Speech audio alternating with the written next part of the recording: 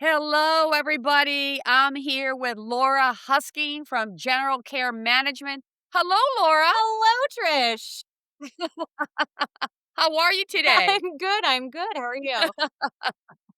Okay, very good, very good. So, Laura, tell me what first pulled you into the world of senior care?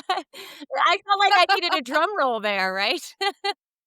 So, I actually spent a good amount of my career in publishing, and then my mom unfortunately got a very rare form of cancer. So, and my parents were divorced at the time, so my sister and my brother and I basically had to become primary caregivers.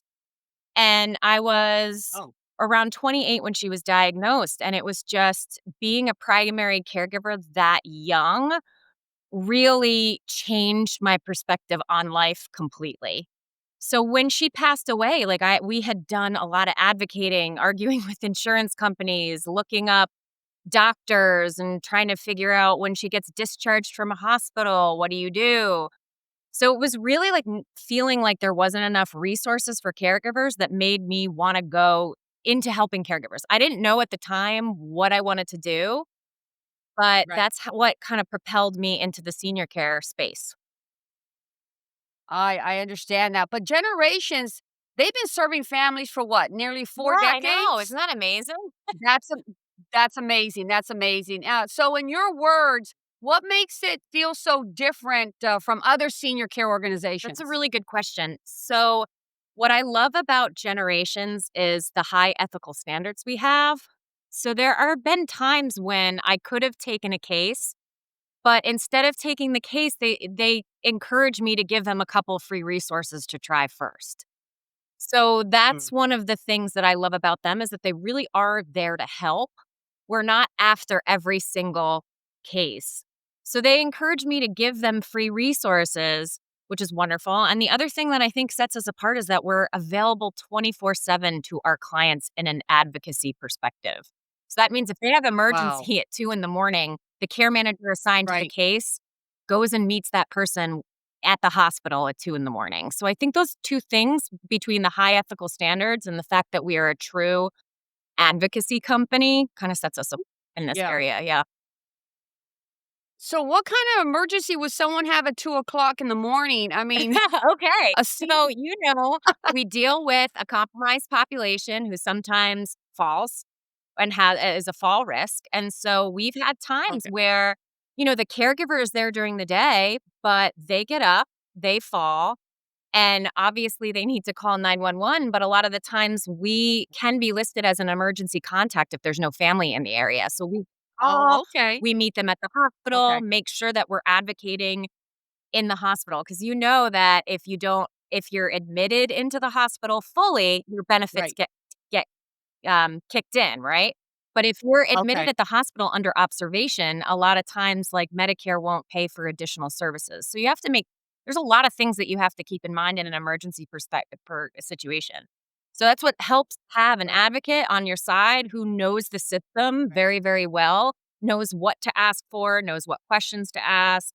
And a lot of times, even if you have somebody, they'll call us anyway because the loved one, you're very emotionally attached. So a lot of the times in emergency situation, even the caregiver, it finds it hard to, ask the right questions. Yeah. Yeah. I was gonna say that. I mean, so you get the call, so then immediately you and the family start making decisions for the parent. Yeah, so we help You advise yes. you advise the Yeah, family. we never make decisions for the family. We lay out what could happen, and they're the ones who, Okay. absolutely say yes. I can't say we ever make decisions, but we kinda give them a different perspective on what should be done, what could be done, stuff like that. Right, right, right. So you're the advocate person. You're the one that advocates obviously for the family, and you give them advice. You give them, you try to guide Yes. them into what decisions they should make, which is the best for their parent. Right, yeah, because I mean, not that we're taking emotions out of it, because we absolutely love our clients, but we can see in a different Yeah. perspective than a family member who's known the person for 40, 50 years or a spouse who's been married to the person for 40, 50 years. right, We can right. see Yeah, and we can also see down the line and between, like, the trajectory of the disease. So we can often and we've seen it. We've had clients for years and years and years, so we can often, you know, give them a good idea about what to expect. right, And right. again, Well, what is I'm a not the day in the one I'm the director of marketing, so I'm not the one, who is advocating for the clients, although I try to Oh, care okay. managers with Right, whatever they right. need, but it's really the care managers who are doing that because 'cause they're the ones who have massive Well, as Yeah. as director of Yeah. marketing, what does a day in life look like for So you? one of my favorite things about my job is that no 2 days are the same. So, Okay. there are times when I'm running caregiver support groups virtually. Then I have a meeting at an assisted living community to retour or meet new staff, develop our referral relationship because we've got a lot of referral relationships. Then I could be meeting with an elder law attorney, and then I could be Okay. sponsoring an educational program at a library at night. So it's like there's a Right, lot right. that with what I love about it. It's just no day is Well, it's very yeah, fluid. It's very it's fluid, very which makes it fluid. great because you're not sitting in an office from 9 to 5. You're out in the field. You're networking. You're doing, all kinds of events. I Yeah, mean, I think that's, and when I'm not on that's a lot of internationally known podcasts. Ex exactly, exactly. What provides everything? I mean, you provide everything, of course, in care management. Of course, you advocate, counseling, you listen to the families. How does that all come together when someone really needs help? How do you guide them first into hiring your Yeah. company? Well, so I mean, it's different, right? Our psychotherapy services are covered under Medicare. So there are Oh, times okay. when somebody has a death in the family or they've been diagnosed with a initial long-term illness and they need help therapy-wise. So that would be our Okay. counseling part of the business. And again, we Okay. take most insurance and are covered under Medicare. Our care management is usually when, like, I'll get a call and someone says, my dad was just diagnosed with Alzheimer's and I have no idea where to begin.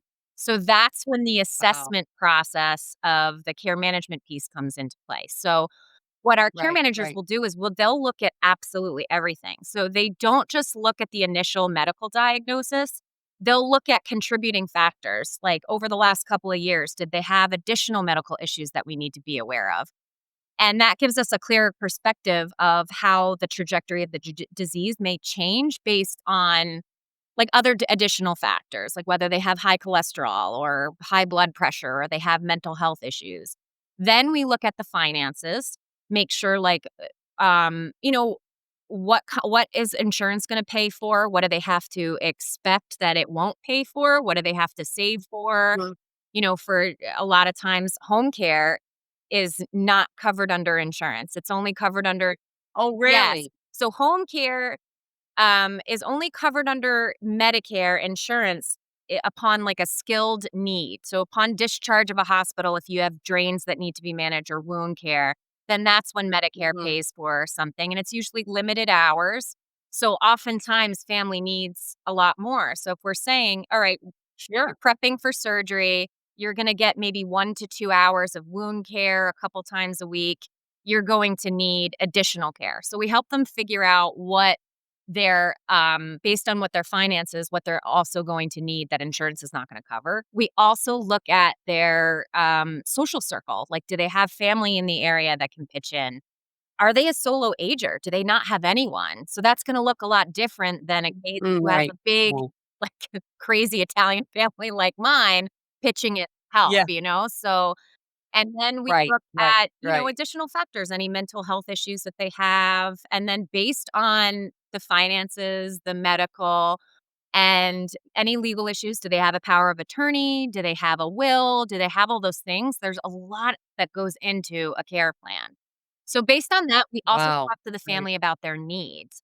So some families are saying, you know what, we want to keep dad at home as long as possible. How do we do that? So then we take the Right. information done by the assessment and create a care plan based on their need.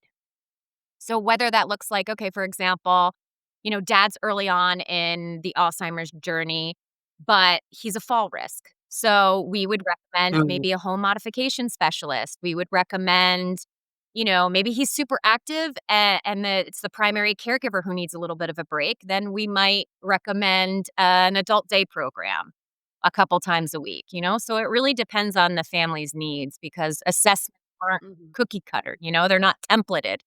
Every Yeah, yeah. No, every family. family's different. Every family has different Yeah. needs.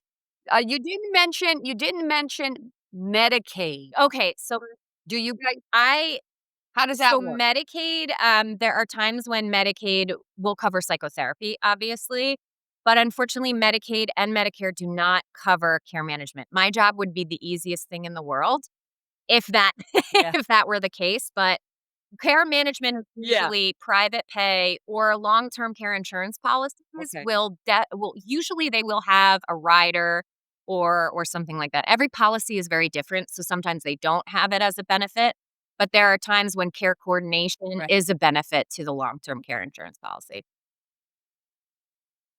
Yeah, it would make life a little bit more easier if Medicare and Medicaid covered all these other things that are I really know. necessary Yeah, to run a home and take care of a senior. Being in the concierge service myself, working with seniors, I was astonished that they don't take care of hearing aids, I know, I know, which I couldn't believe, and that's so expensive.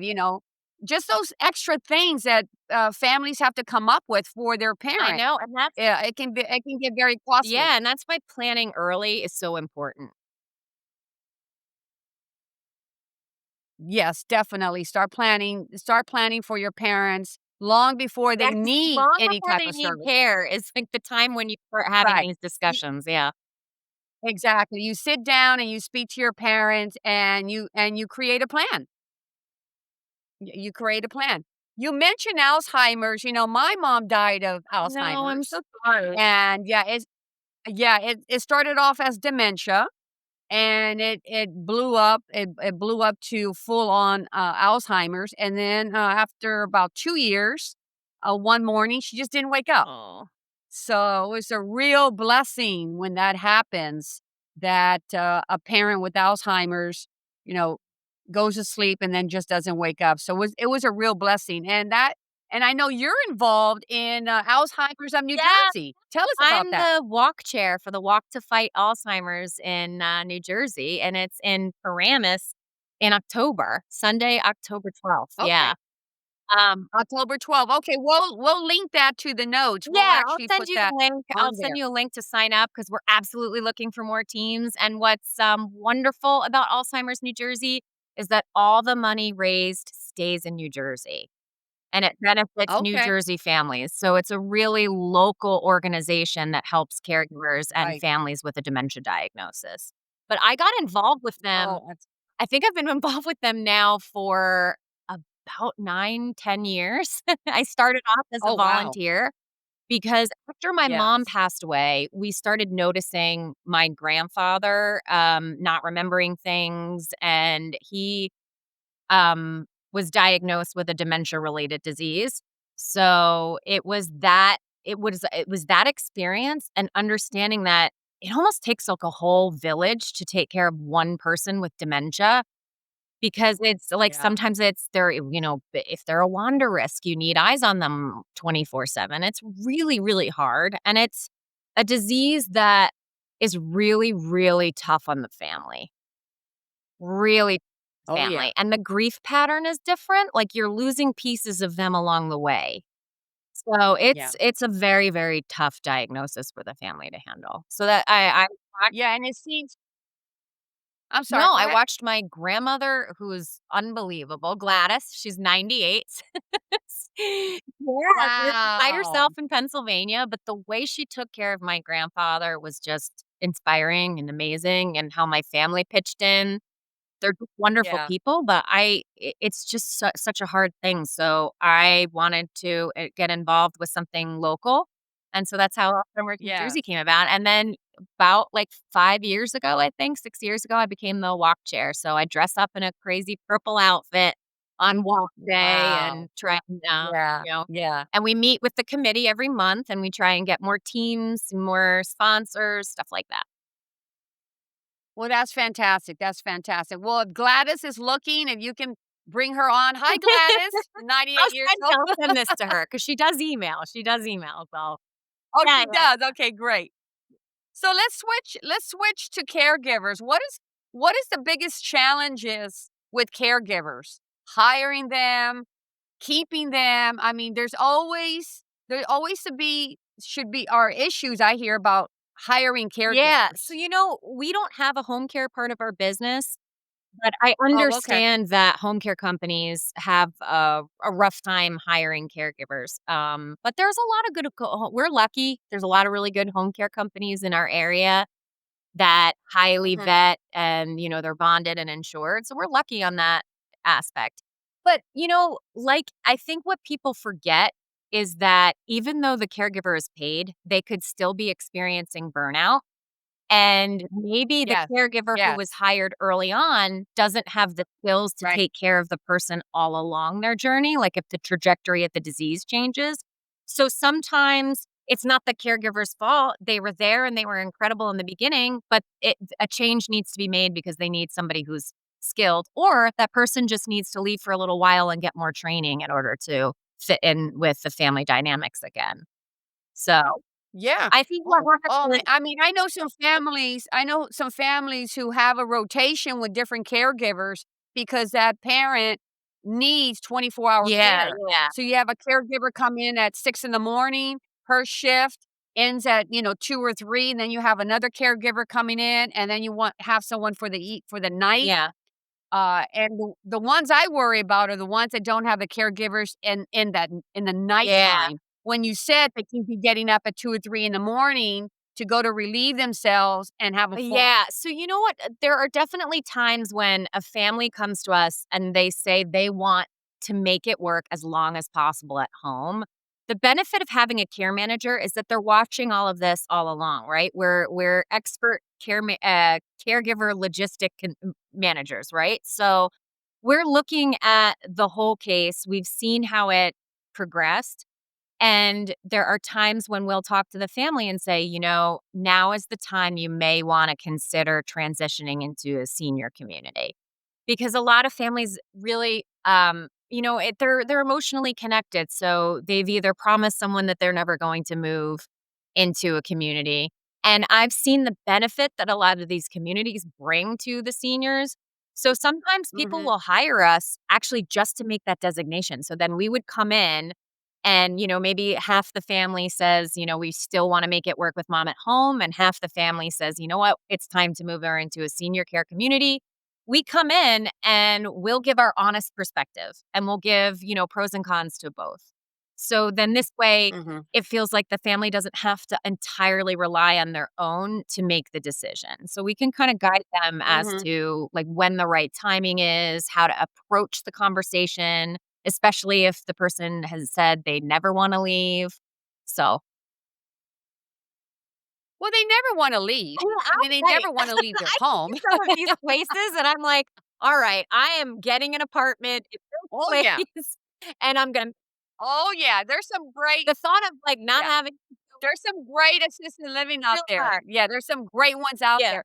And and there really is an assisted living for every Yes. level, for every, type of level, that you can afford in the assisted living. Because I know I've seen it, you've seen it, and there's some great, assisted living out there. Some are like hotels, and I've always tried to advocate, "Oh, did you look at I this know. one? Oh, did you look at this I one? know. 'Cause Some of this" them are like you know? floating cruise lines. Like, it's really like, some of them are really fun and vibrant. And I will say too, people are always asking me, what's the best senior living community around here? And I can never answer that question because I don't know about their love.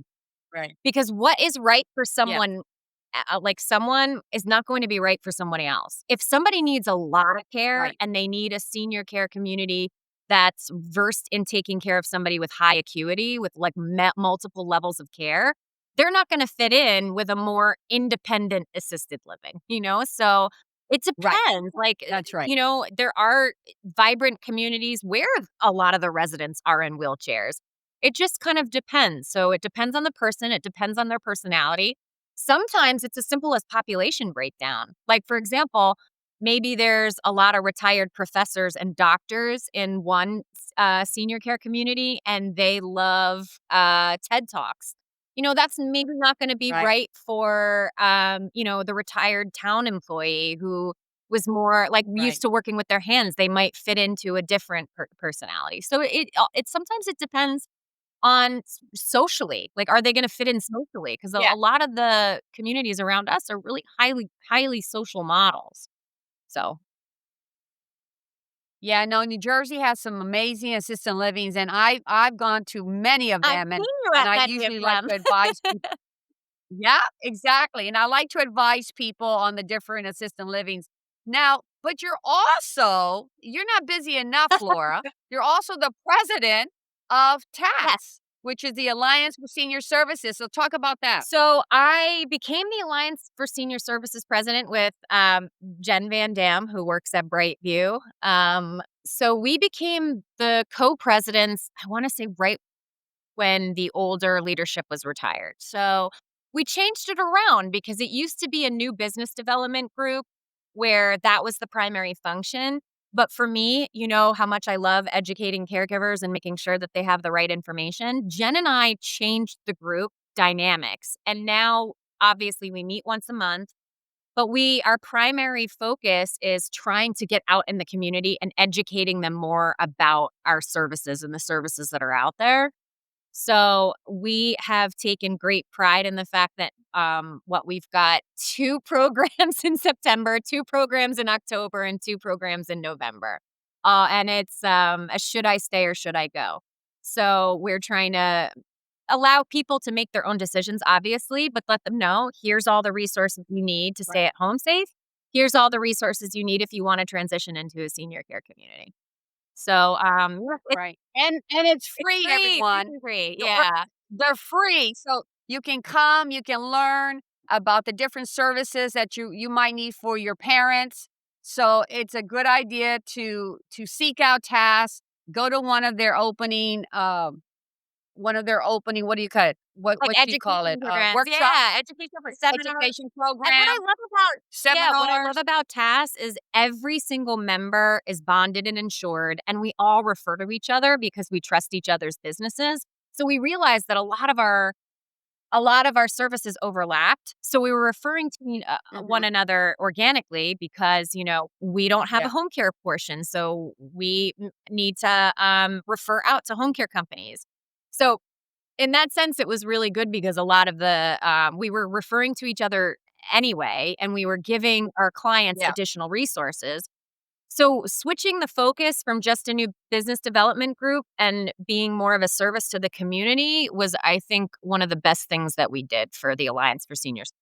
Yeah, no, I love being a member. Yay! I'm glad I'm I'm a member glad. of TAS, my senior services, and I really think that TAS is important for the community, and everyone should come to one of these seminars and learn everything about that you need for for your parent, your grandparent, whoever needs the help.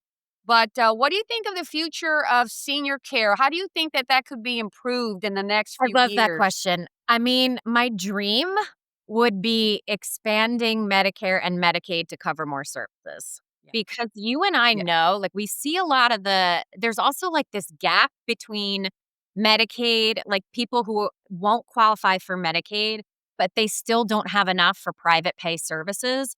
It would be wonderful to have a program that would fill that gap, whether it's grants from the state or federal. That would be wonderful because I think too, as care managers, we see the value in creating a plan before an emergency arises in the hopes to prevent Mhm. emergency, because what does an emergency do? It costs Right. more from a healthcare perspective. So if Medicare or Medicaid covered the assessment process or the care plan process of a care manager, then sometimes we can help save money by preventing different emergencies or just Exactly. having a plan about seeing the right doctors and not wasting time Right, seeing doctors who are giving you the wrong tests. So I feel that would right, be my right. dream, obviously, is to have different programs for that gap between Medicaid and, someone who doesn't quite qualify for those benefits and expanding both programs. That would be wonderful because Yeah, you and I know it's like somebody a primary caregiver often refuses, promotions. They often don't take better jobs because they have to take care of somebody, and that also affects their retirement, right?